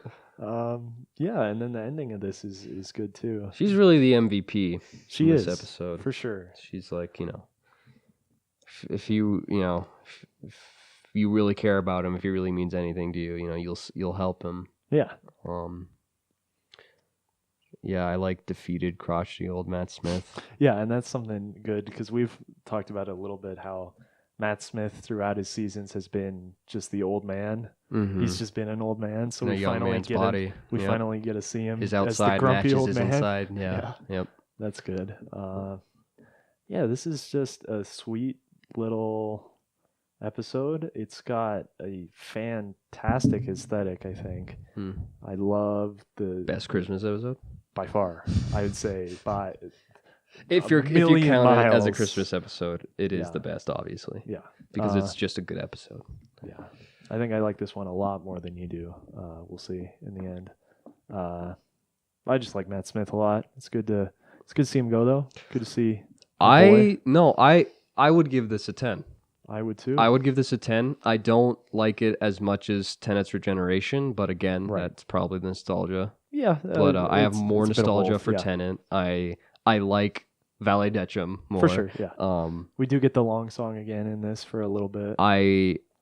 It always strikes me so much that Tenet goes alone. Right. I mean, he does get his little montage with everyone. Right. But so at the end, he's alone. And then at the same time, I kind of missed the Doctor regenerating in front of somebody else, so I do like that Clara's there as well. Yeah. So, and it's good to have him, like explain it to someone else like Eccleston did. Every once in a while, you need that. Right. Yeah. I've never seen Capaldi's regeneration story. No, I haven't. I think he regenerates alone, but I don't know. I don't remember. I don't know. Yeah, I don't know either. I mean. Yeah, I haven't seen his last season. I don't know how he dies or anything. Yeah, so exactly. Yeah. Yeah, I guess I'll go into the notes and then we can just tackle the whole season. Is Cube Man back? You asked if the Cube Man ship was there. It looks like the Cube Man ship. I mean, they could definitely use the same 3D model. Why not? I hope it's Cube Man. I hope he's back. It's like half the universe, whatever. I'm wearing a wig. That's what Matt Smith keeps saying because he's in the truth field. Right. Trenzalor's theme is so good. That's the Almost Impossible Planet strings that play in this and Name of the Doctor. Very good, very good. Holy shit, the score. The clock strikes 12 right as he regenerates. Oh. Nice. Yeah. Nice. That's good. Nice. Yeah. Karen Wiggin. I hate did you. it. I did I hate it. you. I win. This is a 10 out of 10. Not only that, for me, it's an all-time classic. I could give it an all-time classic status. It'd probably be at the bottom, but still. I love this episode. This is the one I have nostalgia for. That's why. Yeah. Right. Which, funnily enough, I wouldn't give End of Time all-time classic status, but I just love the moment so much. Yeah. So much. The episode itself is not necessarily as good. Right. But the moment of his regeneration. But yeah, I totally agree that as a whole, this episode is solid. Yeah, it's really good. So yeah, Series 7 is a bit of an odd duck because of how it's split up. The first half is fine, but it's almost like B-roll of Series 5. It's just kind of not great Series 5. Right. And then the second half of the season, I think, is fantastic. Yeah, not many stinkers. Really just Crimson Horror is the only one that sucks. Yeah, yeah, in the second half, for and then that's it. Yeah. The first bit is unnecessary. Yep. It makes me dislike Amy and Rory kind of more because they just keep sticking around. And you can even tell once again through the writers, as in like they didn't write them. They didn't add any. They didn't make them lesser, but they didn't add anything either. Except maybe arguably for Angels in Manhattan. Right, maybe, right. But beyond that, it's like the actors are almost like themselves phoning like, it in. It like comes in as like they're just tired. Yeah. They're there for it their really paycheck. Does. Yeah. Series 7 is interesting because it obviously does have a series arc. It's the Great Intelligence Impossible Girl arc, but it doesn't really feel like it. Every episode feels very episodical, it's easy to watch. I think this series is very easy to watch, unlike last series. I wonder what would have happened if... I like the idea that Matt Smith doesn't stick around much longer than after he loses Amy and Rory. Right. So I wonder how it would have done. I mean, they would have had to have changed quite a few things, but if they would have sort of had both sides playing at once, like he has, like when he's not, because Amy and Rory are trying to live their own lives. So when he's not with them, he's with Clara. Oh. You kind of, I mean, you would have had to change, but it's just an idea. Like if he would have lost her closer to his regeneration. Yeah, that would have been interesting. Yeah. That definitely would have been interesting. Right. Average-wise, let's see. This series comes out to a 6.4, so about the same as the average of almost every other series. I'd also give this series a 9. This is probably my favorite we've watched so far. Wow. So I'm a sicko. Wow. Big part of that is I have immediately confirmed that Clara is still my favorite companion. Only 110 and it's out there? Wow. Dang. Yeah, exactly. The average isn't super high, but right. Clara's in this. People have...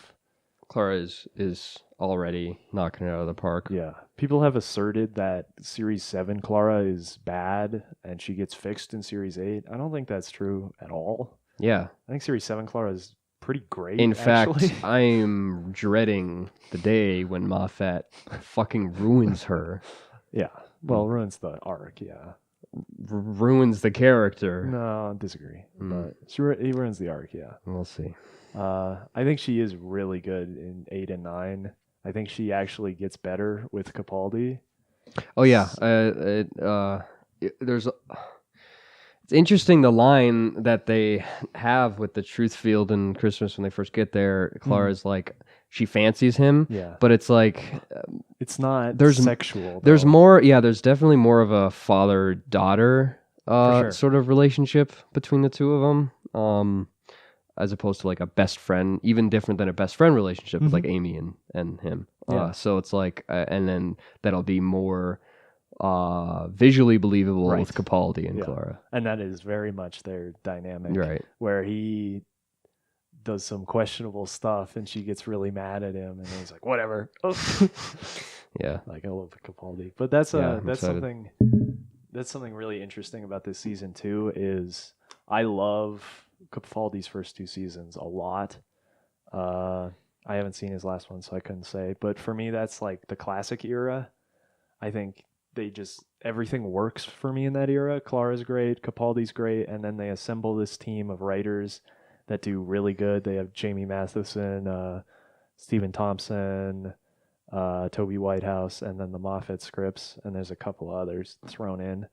But this series feels like a rough draft for that in my mind. This is him attempting to shift into that era from his goofy fairy tale Matt Smith era into the Capaldi era. Yep. And we get that, I think, actualized most with the series arc. Up to now, the Doctor has been painted as he's our point of view, right? We always kind of follow him. And a lot of people hate the Impossible Girl arc because they don't understand he's wrong. If that makes sense. Everyone's like, oh, Clara doesn't have a character. She's a mystery box. And it's like, no, the Doctor became obsessed with her and forced her into becoming what she is. It's a really weird, different idea for an arc. Yeah. And that's kind of how it continues with Capaldi, I think, in a lot of ways. And that's why I like this season. We actually get some scripts from those guys. We get a Stephen Thompson script with Journey to the Center of the TARDIS. We get Toby Whitehouse with Town Called Mercy. And it really just feels like him shifting his era from terrible, obnoxious Matt Smith to interesting, morally ambiguous Capaldi almost. And I think we see that with Smith and Clara. I think their chemistry is really good. I think they play off each other really good. It was a lot better than I thought it was going to be. I really tuned out of Doctor Who at this time. I do continue watching into Capaldi, but it's like so it's lost. gone, it's so lost on me because I really wasn't paying attention at all. But now that I am, it was a lot better than I expected it to be. I expected not to really like Clara all that much, and I think it's more so just because of what they do with her. Right. That's what I just despise. And I think I'm just going to despise that even more because of now that I like actually really appreciate her character right. and what she is now. So, yeah. And, it probably helps that Jenna Coleman's really attractive. Yeah. It probably hottest hottest companion. Yeah. Or the costume design, we're back. Yeah. But yeah, this is just interesting because it is such a blueprint series, a transition series. I don't think we ever really got that with Davies. He did different things, but he's really just improving upon his own one idea more and more, trying to really hone in on that. Yeah. So I appreciate Moffat for trying different things. Mm-hmm. Sometimes they work, sometimes they don't. Yeah. Sometimes they really don't. Sometimes they really, really, really don't. Yeah. But I still appreciate it. Yeah, and this is the conclusion of his 3-season Smith arc. Back in 11th Hour, Prisoner Zero said, the Pandorica will open, silence will fall, Trenzalore. Yeah. Moffat came into the BBC room studios and he was the whisper man. And he threw up. Mark Gatiss, put Trenzalore in your script. Mark Gatiss is like, what is this voice? Please stop. Don't make me put a gay lizard in here. He sees Moffat in the corner of his room. Out of the corner of his eye. Yeah. Clara is still my favorite companion. We'll see if that keeps up. She's definitely above Amy. Yeah, for sure. God. Oh. Amy. Ugh. Good. Yeah, I think I'll get back to you on a comprehensive companion list. The companion compendium. Yeah. Yes, exactly. Yeah. Where one of them. I'm just gonna throw it out there. It probably goes right now, just off the top of my head, without much thought. Probably Donna. Donna, Clara, Rose, Martha, Amy, Rory. Yeah. I'm saying Amy and Rory. Right. I like Rory better than Amy. I agree. Anyways. Yes. Yeah. I would put Rory above Amy, but just above Amy. Yeah. Who's still at the bottom. Yes. Exactly. Yeah. Where she should be. Yeah. I think Clara's probably my favorite, even out of Classic Who. I just like her a lot. I don't know why. Dang. Just be like that. It do be like just that. Be like it was that red dress. Jenna Coleman is just she's got something, something's going on there. And I think she does get better next season also. Even better. So yeah. It might be a while until the next one. Yeah. We have to kill ourselves. Right. And never record everything. Exactly. Ever again. Yeah. We've had enough. we said no more. We need a break. Yeah. We said no more. Yeah. We shot into our Doctor Who Blu-rays. No right. more. No more. Yep. Closing thoughts. Great season. Love this season. I'm not gonna miss Matt Smith as much as Tennant.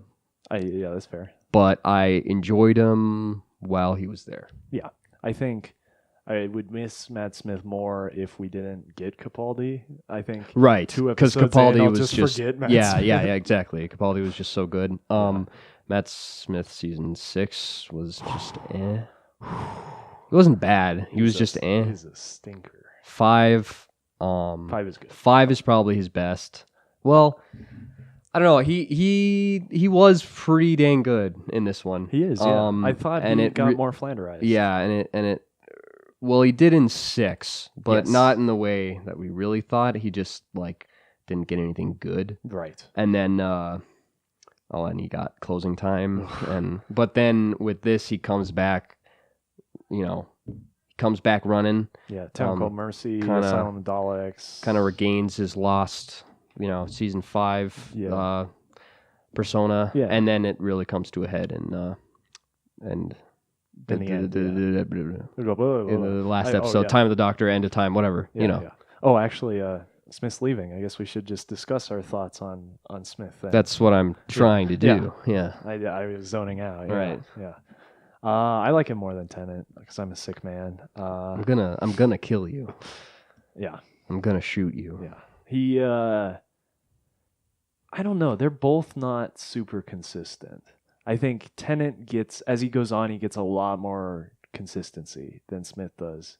Smith, I think, is very let down by writers. Mm-hmm. They don't quite know how to write him, and that can really derail him. Not only that, but he gets some shit series arcs, and the worst companions. Yep.